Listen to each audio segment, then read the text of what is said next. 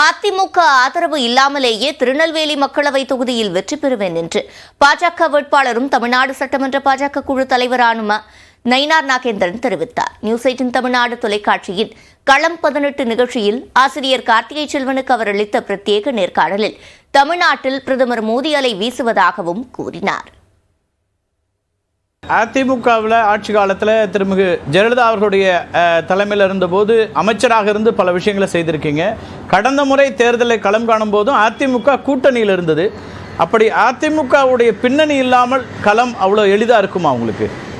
இப்போ பாரதிய ஜனதா கட்சியில் அதிமுக கூட்டணி இல்லை, அது ஒரு பெரிய பின்னடைவு இல்லையா? இப்போ அதிமுகவும் இப்போ ரெண்டாக தான் இருக்குது, எங்களுக்கு பிளவுபட்டு தான் இருக்குது. இப்போ ஓபிஎஸ் தலைமையில் ஒரு அணி, டிடிவி தலைமையில் ஒரு தனி அணி எல்லாம் பிரிஞ்சிருக்கு. இப்போ அவங்கெல்லாம் எங்கள் கூட இருக்கிறாங்க. பிறகு தோழமை கட்சிகள் இப்போ எங்களுக்கு திரு ஜான் பாண்டியன் அவர்கள் எங்களோடு இருக்கிறாங்க. பிறகு ஐஜேகே, நீதி கட்சி மற்றும் பாட்டாளி மக்கள் கட்சி எங்களோடு இருக்கிறது.